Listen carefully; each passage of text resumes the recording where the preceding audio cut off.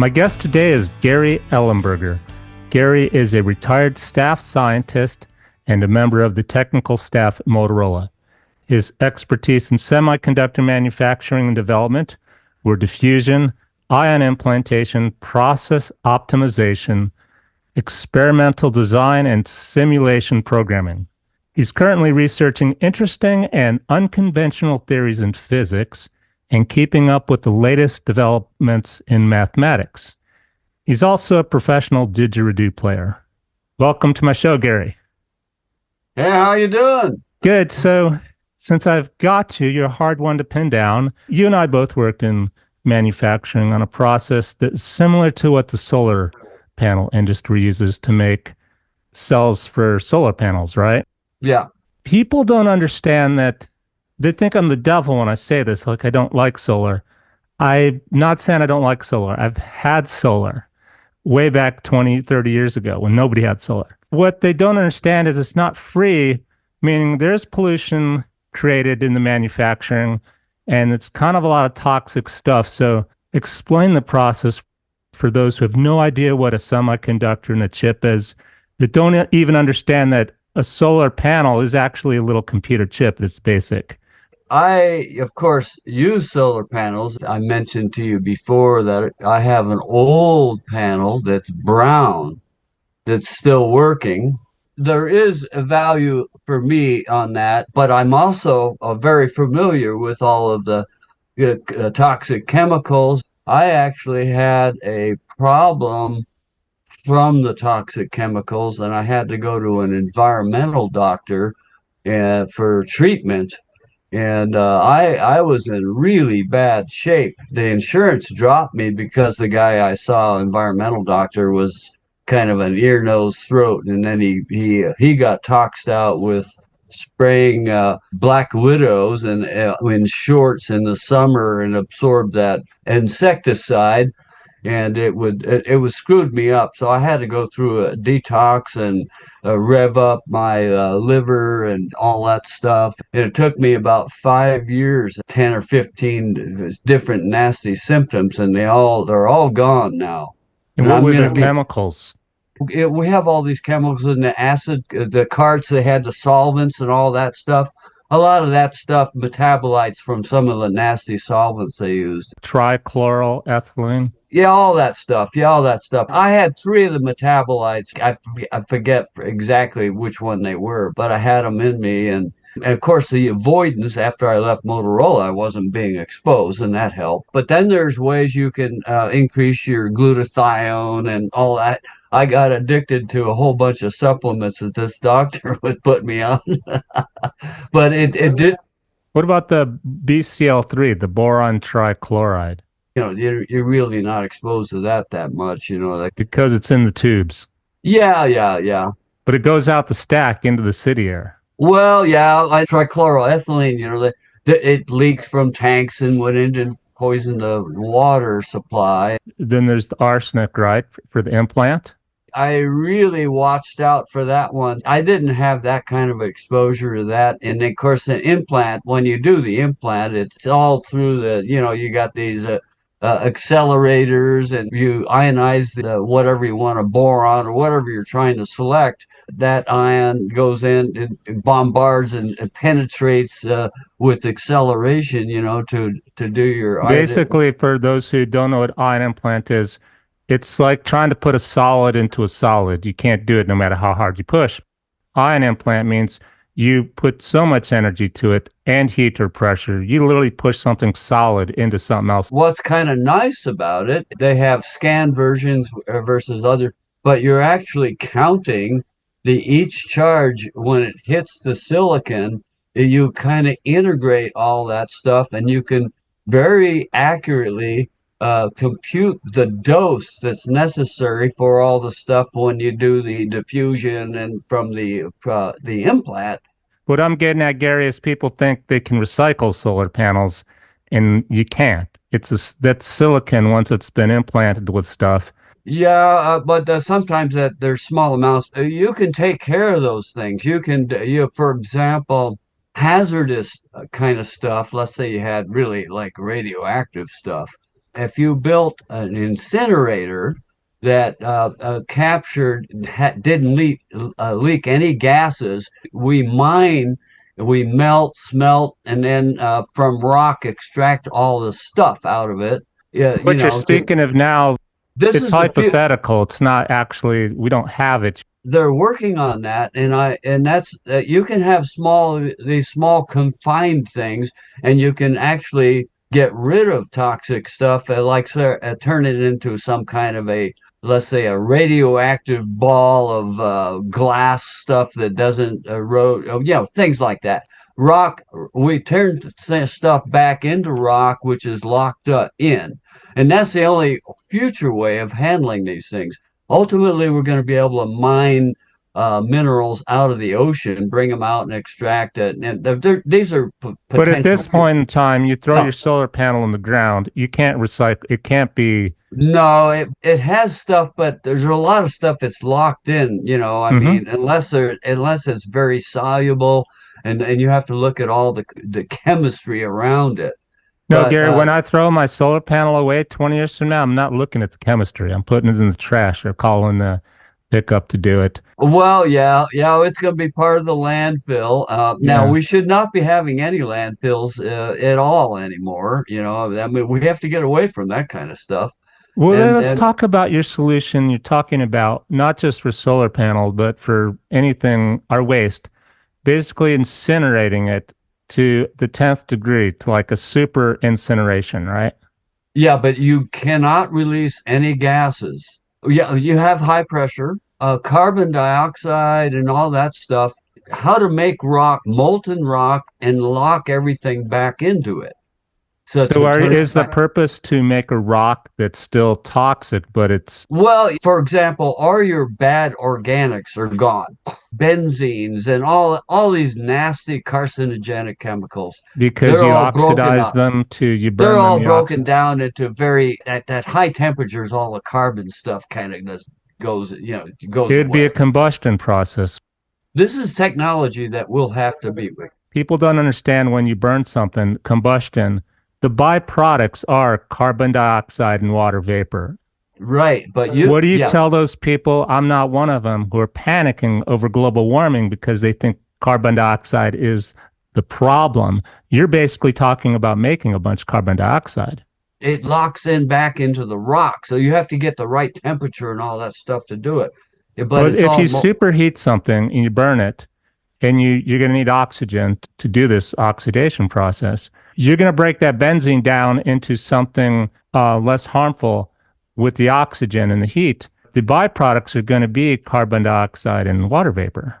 Yeah, even though you might have some of that stuff floating around, it's still in this bubble, and then you take the melt, which is kind of molten rock, Mhm. and comes out. Anyway, But anyway, it's a this is on paper though, where they don't really. oh, but yeah, we haven't solved all those problems. That's a particular thing. This Okay, is in was the future. one other thing that came to mind, not to beat up your solutions here, because Yeah, I'm a yeah. solutions guy.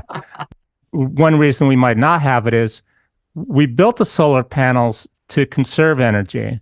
And now we're talking about using a huge amount of energy to break the old solar panels down into molten waste, molten rock, Yeah, that's part of the cost. which we might also have used that power to begin with instead of Right, making the solar right, panel. right, right. Save ourselves all the trouble, the steps, the whole process. So then, therefore, it's not really an alternative, bigger picture solution Well, for energy. yeah. Here's what I don't know. Yeah, if you take a solar panel, you got the metal around it, you got whatever it is, and You then got you got silver and possibly some lead shine and whatnot, or the well, you have soldering. There's yeah, precious metals, but they're embedded in ways it's not easy to salvage.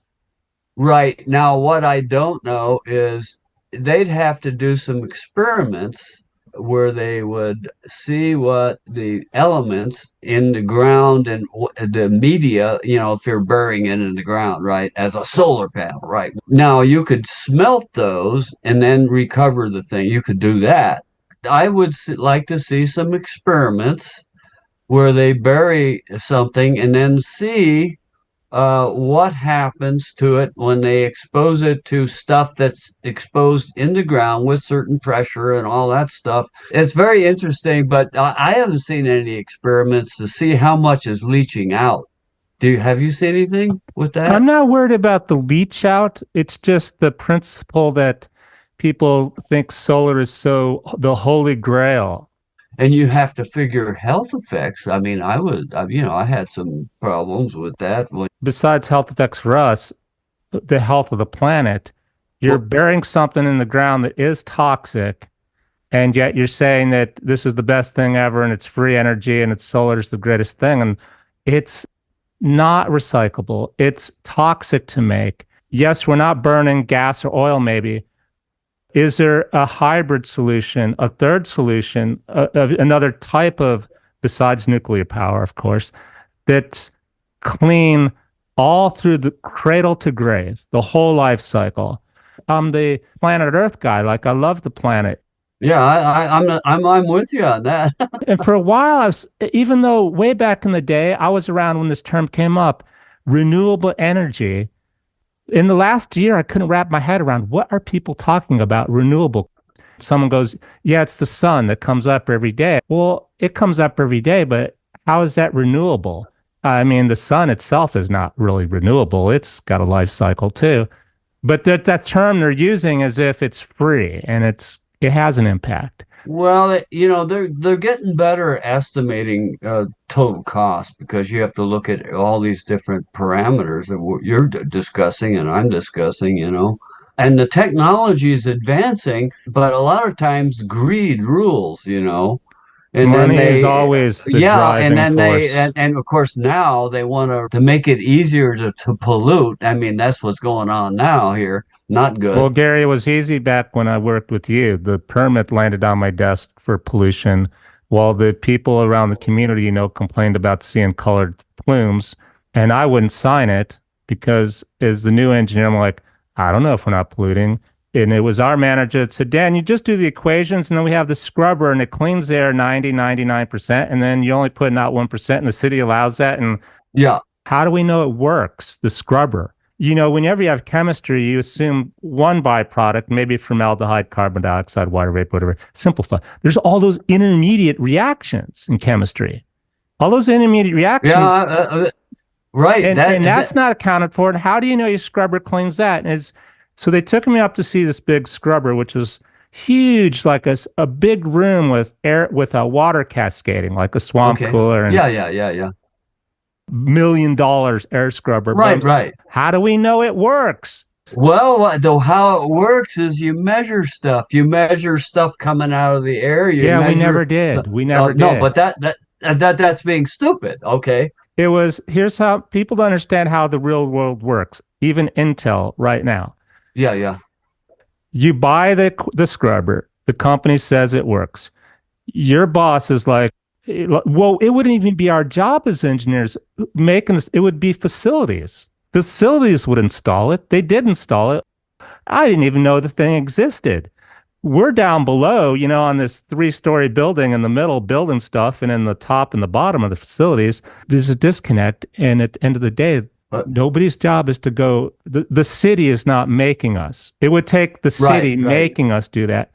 And the city won't make you do that because it's politics and economics, and they don't know. Yeah, I want to say something about all of this stuff, the political and all that kind of stuff. For science to work, you need to decouple it from sinister companies that are pushing for something they know is bad, and then they hide stuff. Sometimes they try to sell placebo effect. There's all kinds of weird stuff going on like that.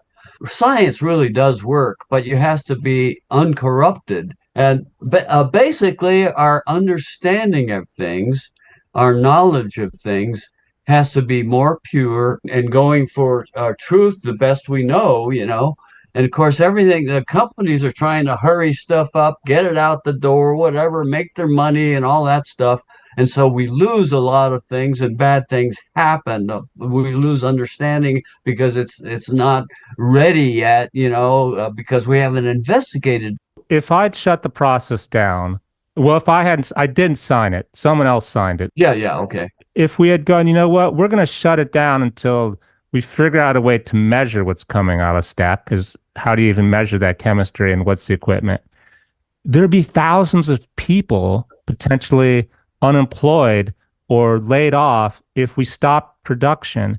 And we don't even know if we really are polluting, and nobody's making us do it. It's not completely sinister.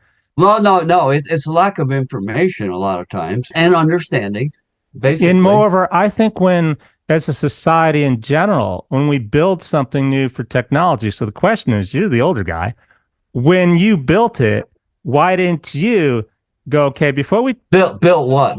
I'm assuming you go back to I development was of just like, solid state physics guy, right? okay, so whoever built the process to begin with, this is go the history of mankind through the, Yeah. the history of the industrialization, like steel factories. We need steel first. Well, what's coming out the stack? Well, it doesn't matter. We need jobs. We need to compete. The externalities here that we're not looking at. As a society, if we really care for the planet, we shouldn't let something new operate until we make sure it's good for the environment. And then the question is, how good? Is it 99% clean, which means 1% pollution's going there, or is it 90% dirty? Who's going to decide that? The overall aspect of it. We're facing more and more people on the planet. We need to reach steady state because more people is directly related to more pollution until we correct our ways of polluting, right? I don't think it's that's linear, meaning No, it's not linear. No, it's not say we're linear. building these toxic computer chips. Yeah. It's going to take as much pollution to make, say, 100,000 chips as 10,000. There's not a huge difference in the amount of pollution at the end of the day in terms of chemicals and air pollution to make some versus a lot. Well, yeah, I'm looking at the big picture. Right now our mentality is, we dump stuff in the water, we dump stuff in the air. Well, we can't dump this toxic stuff, so we on that one. But what about all these other chemicals? We have Mm-hmm. thousands of chemicals we haven't looked at for their interaction on the effects of people. We really need to increase the research of stuff for our own protection. Oh, so speaking of which, on your blog, there's an interesting post. It was in Science News. Mathematical paradoxes demonstrate the limits of artificial intelligence. It says humans are usually pretty good at recognizing when they get things wrong. AI systems are not. According to the study, AI suffers from inherent limitations due to an old mathematical paradox. Tell me about that, because it's great, because it makes it, a lot of people are panicking about AI, and we're having this intelligent discussion right now, and they think AI might Well, solve everything for them, and it won't. well, I'm merging with AI. Okay, Merging. basically, I use 15 AIs. I throw a lot of math questions at them to try to improve their math. They're pretty good in programming and Python and all that stuff. I love converting my words into pictures and videos with AI. So when I get three legged elephants, I know something's wrong. Things like that. Back to the study, though, it's saying that AI doesn't know when it's wrong, but humans do. Here's the deal. The AI, the clever algorithms, all this stuff, it's a zombie. There's no consciousness. It doesn't understand, it doesn't feel or anything. And they're good at fooling. But when you really question them on this stuff, that they're usually honest. And now they can, scrupulous people, they can take this and get rid of that honesty. When you feed back the AI, like when I have an AI verbal output, or a picture output. I can have them look at the picture and then try to fix it. Now can use a little bit of memory in my conversation and do stuff. So they're making some progress on a lot of that stuff. You have another post on your blog. This one's even cooler. It's on the topic of biology and silicon wafers, as we were speaking of, Motorola. It's called The New AI is Made of Living Human Brain Cells, Synthetic Biological Intelligence. It uses human brain cells, neuron cells, implants them onto a silicon chip, and then you can train it. It sounds like shock treatments to go, you're doing right or wrong, negative, positive reinforcements. That's a neural net kind of thing interfaced with that. I'm not sure what kind of feelings you're going to get out of that. I'll feel pain, do all the sensory feelings. Like I'm looking at you, and I'm seeing a two-dimensional screen image. I have a 2.5D, 3D aspect of my reality. I'm not seeing everything. There's a lot of frequencies I'm not seeing. There's a whole slew of things. Even like jumping spiders have eyes that are seeing things even more interesting than I can see. Mantis shrimp in the Well, ocean. here's the question, Gary. What happens if the cells have a soul and decide, Well, yeah, I well, want out of this. I need to kill myself or I need to revolt against the programmer. Could it do that? when we look at insects, the insects are conscious. I mean, jumping spiders are real, they clearly see it. But even down to the paramecium, there's some kind of a sensory feeling, even though it's just one cell, it's amazing. You're saying one cell has consciousness, basically. Well, yeah, it does have, yeah. And when you go down to electrons, and okay, we got electrons kind of going orbiting the atomic structure atom, and let's say we got energetic light wave, gamma or X-ray, whatever, in different levels. It will interact with the electron, and the electron will absorb a one photon aspect of that and jump into a higher frequency orbit. So there's a feeling going on. There's something going So would on. it be like slavery? Would this mean that this type of AI actually has rights? It's like a person. These It's not cells. there. It's not there yet. It's not there. But wouldn't one cell, we just mentioned, an insect has consciousness. One Yeah, yeah. cell could have consciousness. There's no law there yet. Maybe there should be. Well, it could be the consciousness is very, very root level of everything. There's a book, Laws of Form. John Lilly introduced me. He's the dolphin guy, and he wrote Programming and Meta Programming of the Human Biocomputer. And I had a 30-minute, almost telepathic communication with me, and he turned me on to the book Laws of Form by G. Spencer Brown. Well, basically, it starts out with emptiness, just pure emptiness, and makes a mark, which is a conscious. And when you do that, you get this mathematical kind of thing that you can go into all kinds of branches of mathematics just simply from that.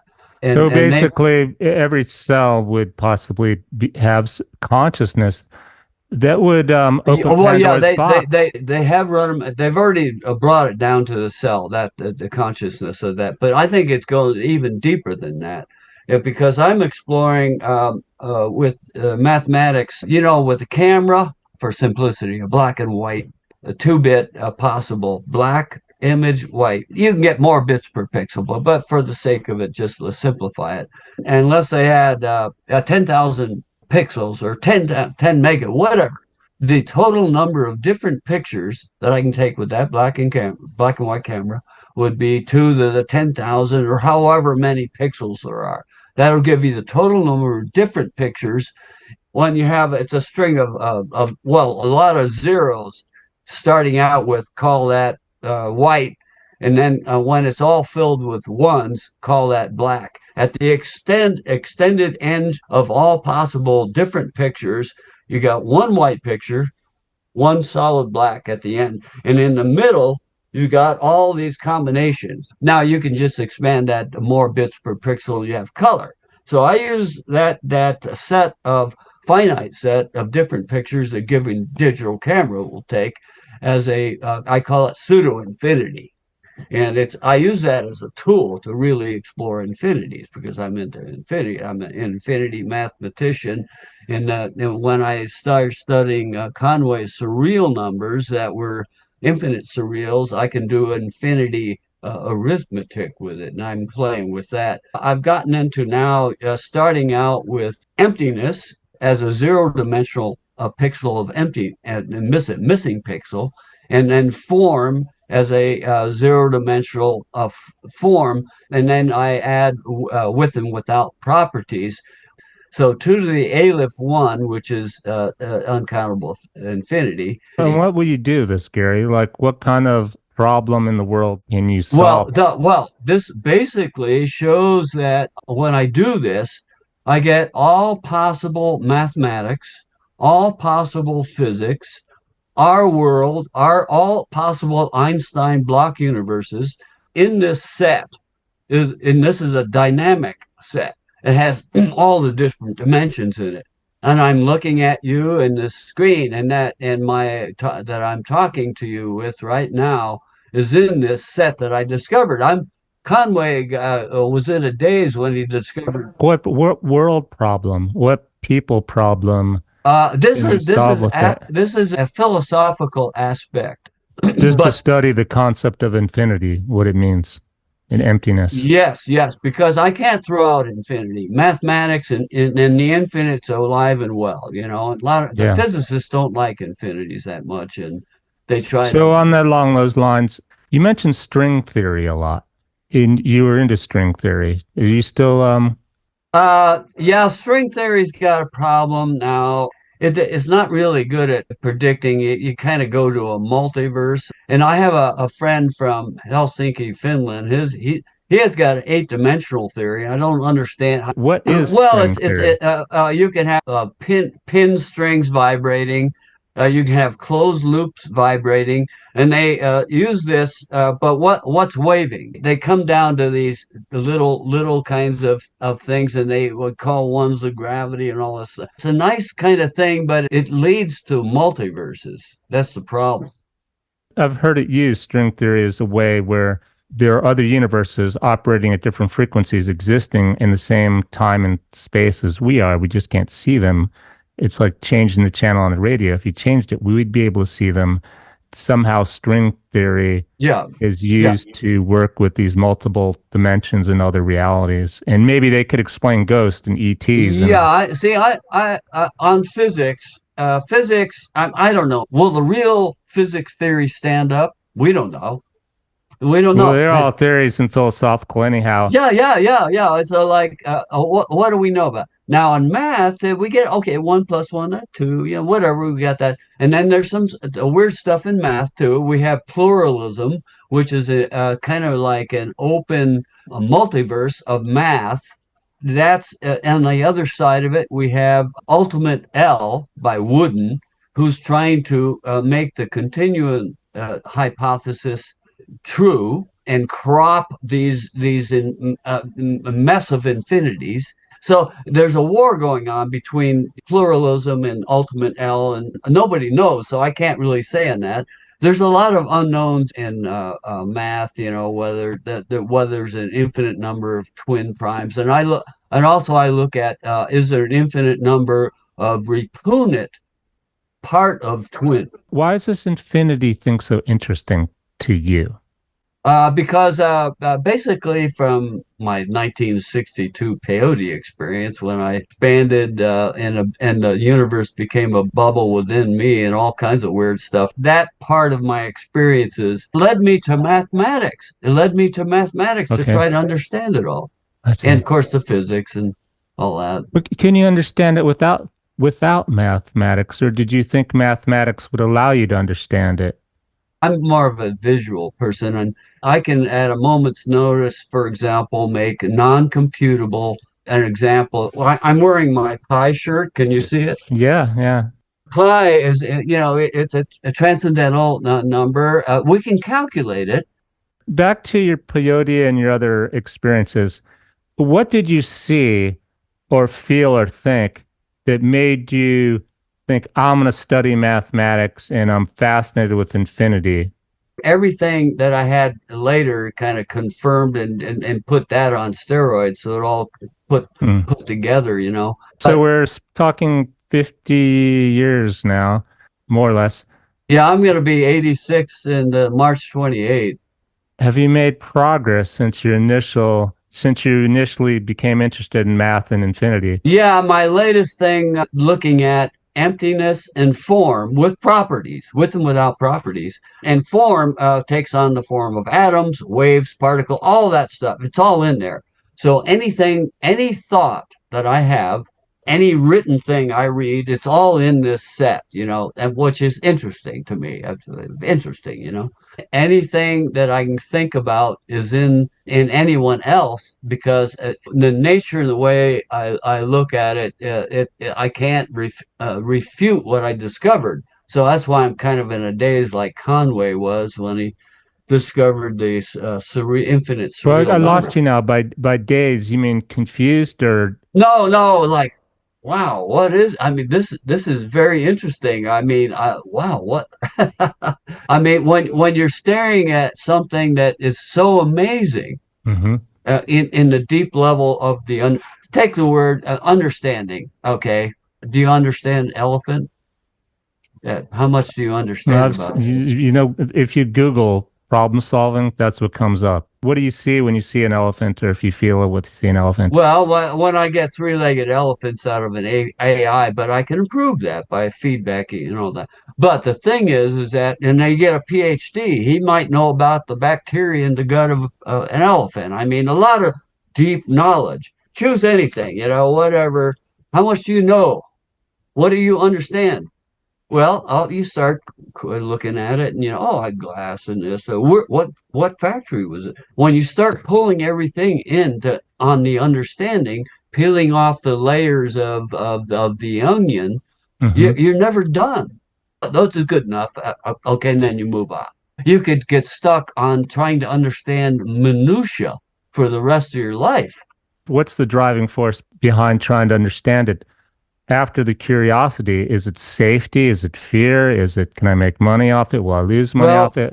Will it hurt me? I look at it from a pure understanding. Everything that I see is amazing for me, Hmm. and I don't understand anything. I mean, I'm not a PhD on. When you say you understand it, it's you. What you're doing is you're taking the limited experience and information you have, and you're building a model. Right, right, right.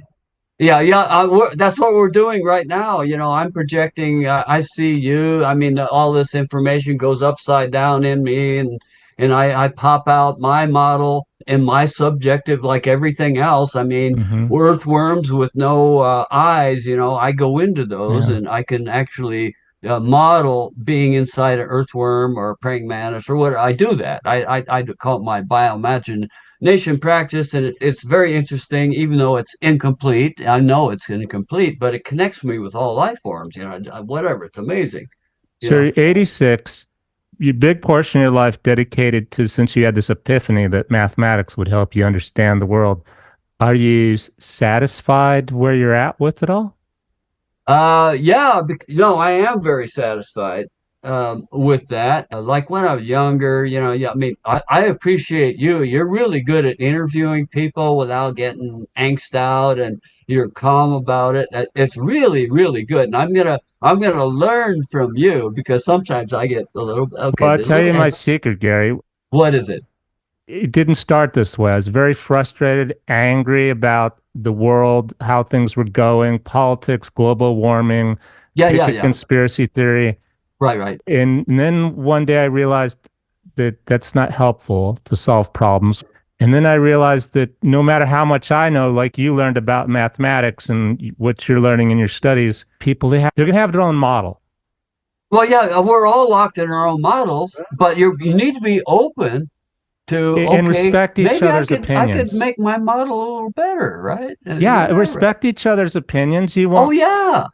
I because I think getting along is the most important thing. well, I love the way I've watched some of your interviews, and you're so good at it. It's amazing. Thanks, Gary. With all of this that you've learned with math, there's a trend. People are dissing science, like they're attacking science is baloney, and science is Yeah, yeah, nonsense. yeah, yeah. And I think that's coming from the people using science to propagate their disinformation and push their agenda. Any advice or comments on how we can reverse that and make people understand there's good science? Science is still valid.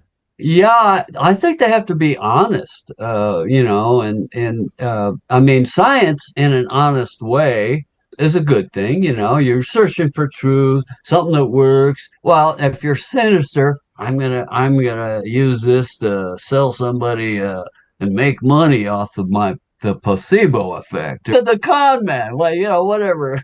Yeah. And actually, I think when they do that, it's not because they're lying or being deceitful. They don't understand.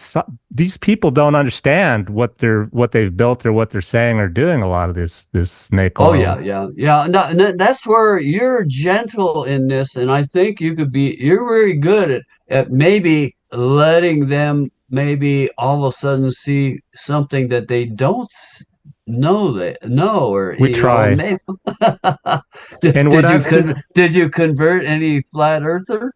the Flat Earth episode was so depressing because Flat Earth Dave put it on his channel, and he warned me. They would say stuff like, he's probably been vaccinated. What in the heck does No, that? that's attacking the messenger. And you don't know my vaccination history. I actually went on that with an open mind, by the way. Completely open. Show me how the world's flat. Okay. And all the comments were so negative and attacking and had nothing to do with the content. I was really disappointed in. It really made me wonder about humanity. I have a question for you. Was this guy a Christian or not? I didn't ask him that Well, question. some of the Christians like flat Earth. You know that. I didn't know that. Oh yeah, because God, this is whatever. Some of them, Well, that's okay. Here's what I think a lot of the followers would happen because I've been there. I used to be one of them. You're not being told the whole truth.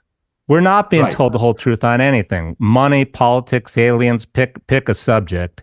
Education, they teach us what they want to teach us, right, in school. And they know they're not being told the truth. They're angry and frustrated.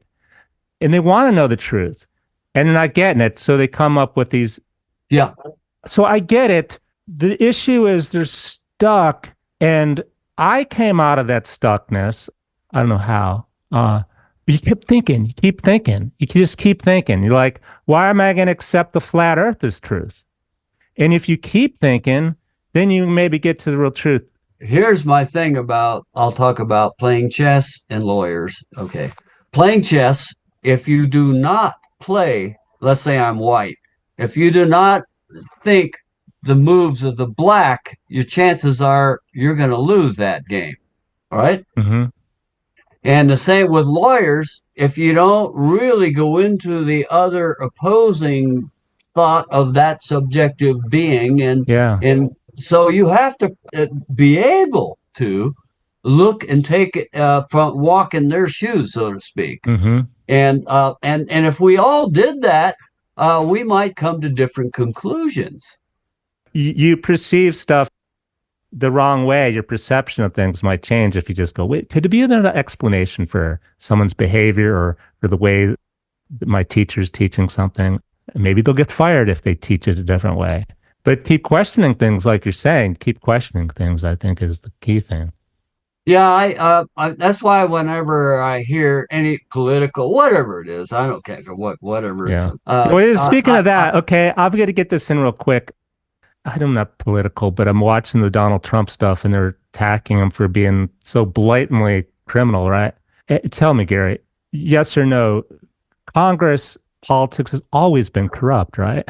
Always, you have to watch out for those kind of. There are exceptions. There are honest people and all that kind of stuff. It'd be nice if everybody was really honest. Well, just give me an example. Like they're criticizing Trump for if you pay $5 million, you can talk to the president, and they're criticizing that like it's for sale. I'm like, well, it used to be if I want to talk to the president, wouldn't matter how much money I had. There have been lobbyists that have paid to meet with him, and corporations that have paid to meet with him, and I can't get in there even if I had $1 million. At least now I can buy a ticket. And to me, that's kind of like, it's almost humorous. It's not just the presidency, is now my observation over time. They're doing IQ tests for AI now, and I guess they're getting close to 150 now on some things, but still there's no one home. It doesn't do all this stuff. It's very clever at just picking all the data, and there's some artifacts because it's looking at some bad data too. And AI, Gary, I've come to realize is wrong probably 20% of the time because it gives you an answer based on the statistical probability that it's what you want. Yeah. What's most popular.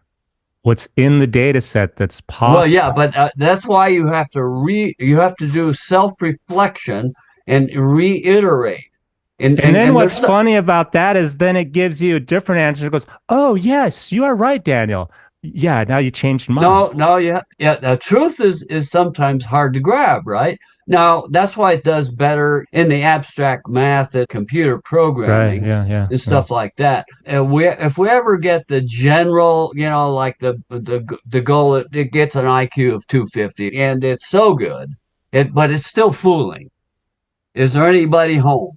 It may not get consciousness until it has chemistry within it, and they have simulators for dopamine and oxytocin, serotonin, and then the aspect of a feeling. I mean, all the feelings we have, and all the stuff is going into our body, and then and the neuron clusters and all these paths are all integrated, and then we pop our subjective model out there, and I'm looking out, okay, and ours works pretty good, but it's not as good as say a jumping spider in terms of color, or a mantis shrimp, or whatever, a wolf in the sense of smell and hearing and all that stuff. We're lacking a lot of stuff. Speaking of the good, and we're not there yet, is there another big problem you see in society that you think you have a solution with through your math and your studies? Be a little more specific. What's the biggest thing when you wake up every morning and go for your walk that you like, man, if only it was this way instead of that way? People throwing stuff along the trail, and I have to pick it up, stuff like Yeah. that. I once had someone tell me, a hiker, how did you know, Daniel, that's the wrong thing to do? I'm like, what do you mean? Did you have a mother or father? Like, did you just throw your trash instead of in the garbage can at home in the Well, kitchen? You just throw it on the floor. No self awareness of I try to, the entropy is alive and well, what is and entropy? disorder, Uh, disorder happens. But it's actually ordered. It's an ordered disorder. I know the order of it, because I put it there. I'm picturing myself being a teenager and my mom comes in, my room's a mess. I'm like, Clean up the mess. I know where my socks are and where my guitar is and where my school books are. But back to find a solution for the trail being littered with trash. What I do, if I see someone throw something, I just go pick it up, and he or she sees. Oh, that's one of my favorite ones. What I do is I go, you drop something as I pick it up. Oh, okay. I'm not like, here you go. I'm picking up, and they know I'm picking up after them. Right. It's a polite way of they know that I know they littered and they're busted. Right. That's a good one. That's a Yeah, good yeah, I'm one. being kind about it. I'm picking it like, I got you. Yeah. That's a soft way to teach. Yeah, if you do it the other way, and I probably have, Well, if you yell at them, and it leads to conflict and yeah. they feel threatened and Oh, yeah. you changing the whole meaning of the conversation now. It's not about the trash, it's But about you're in my face. I want to say something about AI. I read this paper on AI able to identify like conspiracy, something that's really off. And what they do is they find there's a whole bunch of things connected, and there's one connection, eliminated. Mm-hmm. The conspiracy thing goes away. Well, that sounds like the human way to do it. If I'm studying a conspiracy theory and or anything, and I can find one thing out of 10 that makes it false, then it all has to be false, even if the other nine make it true. What I don't think AI can do, say I want to know who shot JFK. I think you could reduce that set and still not eliminate. You can always eliminate some conspiracies. There are ridiculous ones, but you still can't come up with the truth. Well, there's a lot of stuff that's non-computable. In fact, when you throw a dart at the number line, you're going to hit non-computable numbers. Give me an example of a conspiracy theory AI has gone, that's baloney. I don't know. I'd have to go look at that paper again, and where they have specific targets on that. But they can be trained to do it. They're a good tool for that because they analyze data. You have to also look at noise. The flat Earth one would be a good one to use for that. Oh yeah, maybe, yeah, that would be. It's not as simple as saying, no, Dave, you're wrong. The Earth is round. Right, right, right. How do you prove the Earth is round? I really enjoyed your subtle but really correct arguments on that when that guy didn't see him because he was biased, cognitively He biased. he honestly doesn't understand is the No, no, he doesn't. If he understood some physics, he would yeah. probably, And he it gets would. stuck in that They box they where he need to teach they need to teach fuzzy logic and general physics as a requirement. Some of Oh, these so things. speaking of that, Gary, they're going backwards. They're assuming we don't need to teach physics and chemistry and stuff because AI, I'll just ask it, what happens if I mix these chemicals together? We don't have to think or even learn what two plus two is. I'll Well, ask AI. they have to read that stuff. Sometimes when I read a physics paper, and I don't know much about, especially my guy from Helsinki, Finland, with his eight-dimensional theory, and he's out there, but he's really good in math. He turned me on to p-adic numbers and all that kind of stuff. And he has an avoidance of most physicists don't like the infinities. Well, they'll go for the countable, and they try to reduce that to make it tameable. I'm into uncountable infinities, and I'm not throwing away that paradise. So is there anything that we haven't talked about that you want to add? How much do you know about computability and non-computability? What does that mean? Turing was into computability. You get a whole bunch of programs and you analyze if the computer stops, it pops an answer, but you cannot predict if and when it's going to stop. So if it runs for your time, it may be still computable, Oh, you but mean if you ask it like what's the square root of two or square root of pi or yeah, and something like that? it's going to get, it's going to stop. It's got that pops the answer, whatever, But that kind of. suppose it didn't, is what you're saying. Yeah, yeah. Turing's statement of how that happens basically equivalent to Gödel's stuff, and he was as famous as Einstein in the math area. And Give Einstein, me an example of it's still going, going, going. uh, What did um, you ask it to do? well, okay. Is there an infinite number of twin primes?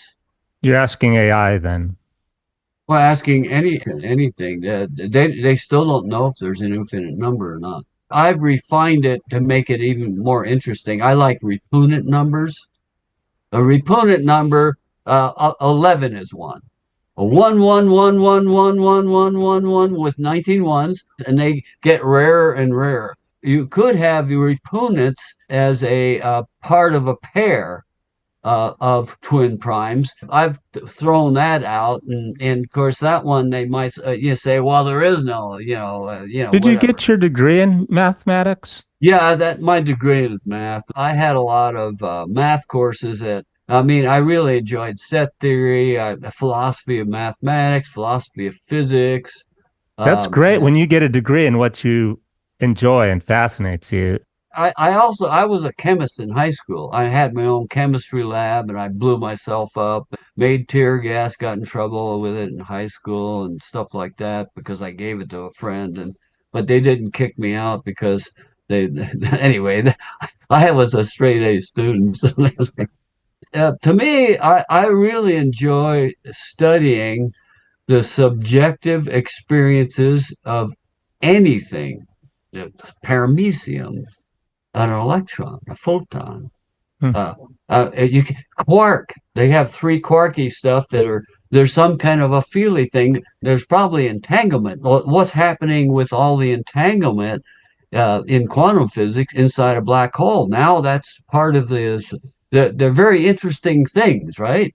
It's Yeah, fun so to let watch. me on that line, if you watched my flat earth episode, one that I came up with, does light bends as we see stuff with the curvature of the earth? Yeah, but it doesn't bend much. The Earth doesn't. But we can see more. Not perfectly bent, Yeah, but a little but bit. We enough. get. Yeah, yeah, yeah. That other stuff you brought up was very good. So how would you explain it? Dave's argument is he calls them globers. Globers. I'm like, glober. A glober is one that, believes the earth is round. I'm like, okay, Dave, we Yeah, got to yeah. pick our sides. Now we're on the the Harlem Globetrotters, the Globers, or on the Flat Earth. He says the Globers, the only way they could explain it is light bounces off the ionosphere, and that's why it arrives at your eyes at the same height as you see it. And that to me didn't make sense. To me, what the only thing that really makes sense is light is being bent with the curvature, and that's why it comes flat at your eyes. Otherwise, everything would look really weird. Now, the amount of bending from the sun is very small. Which is another thing I hadn't wrapped my head around and got a model for. That's where studying the physics is really important. Gravity. Yeah, bending light is what I came. Well, Einstein, is the best description of that, general theory of relativity, and causal diamonds and all that stuff. And because you have black holes that pull all the light, right? They're now studying the effects of when you have toward the singularity, black hole, and now they're gaining some more credibility of white holes, and that's not. It's still they're bouncing around. What are the white holes? Got light everywhere? That's popping. It's like looking at let's say space. To space time, you could have a bubble of a spring coming out of space time as a white hole. That totally went over my head. It's kind of like space is bent, so weird stuff can happen, pinch space and all that kind of things. You get the quantum physics, which is still alive and well, and all that stuff, and it's very interesting. That's an explanation that one of the UFOers give on terms of alien abductions. Now, can you travel to Mars? Can you change time? Like if you can, well, right now I'm walking on Mars. Am I really there? Well, could you get there in a second? In my bioimagination stuff, if I read a little bit of science, I can kind of like model myself because of course, I have to have the little bubble with oxygen and breathing, all that stuff. In my dream space thing, I don't have to breathe and all that, and I can model and do stuff. Well, it's been fun talking to you, Gary. I don't know anything. You know a lot of math. You know a lot of well, yeah, but there's always another level of understanding. Yeah. And so when you try to pull it all in, when you finally understood anything, when you stop asking questions, maybe it's over. Or if you learned everything and didn't have anything else, curiosity. Well, yeah. And Ramanujan, the guy from India that had all these, they call him the Infinity Man. He used to have a lady goddess in the dreams that would give him these formulas that they're still unraveling today. And cool. He died early, unfortunately. One of his little secret sauce mystical equations was 0 times infinity equals 0. Anything. There's no answer. Could equal anything. Well, in a way, you can look at. It equals everything. Anything. I'll give you an example. Well, surreal numbers, you can actually do this now because they have completed infinities. You can do infinity math with it. A 0, if you define it, depends how you define 0. If you define 0, we'll call it 0. Let's say you had 25 divided by infinity. It's going to be pretty small. So you call it 0 normally. Call it 0. And let's say times infinity. In surreal numbers, you can divide the infinity out, and then you're left with whatever how you define the finite aspect. So you precipitate a finite number, or whatever, and that kind of stuff. I play all those games. That's good. It keeps your brain sharp. Well, yeah, it's just fun. Everything to me is exciting and wonderful. I'm totally amazed at everything, and I don't know much, So Gary has a blog. It's infinite-now.blogspot.com. It'll be in the show notes, as well as his Facebook, and he's also a didgeridoo. And then SoundCloud is for those of you of soundcloud.com. Some didgeridoo stuff I've done. But the didgeridoo. For those who don't know what a didgeridoo is, it's an agave plant, right? You harvest an agave plant. Well, from Australia, it was wood hollowed out by termites. I have like 25 didgeridoo. I got a bunch of them from Australia. And what drew you to the didgeridoo? 1980, around that time, there's a guy from Australia, Melbourne. He was showing up in the parties I was going to, and he had playing didgeridoo. He had three didgeridoos with him, and I ended up buying one of them. Yeah, I really liked the sound of it. I was playing at my weekly jam, and I was playing it really hard. It's really good for the breath, and it's good for sleep apnea, believe it or not, which I did have, and I got rid of it. Thanks so much for being on my show, Gary. Well, hey, you're really good, so keep up the good work. Take care. Yeah, take care.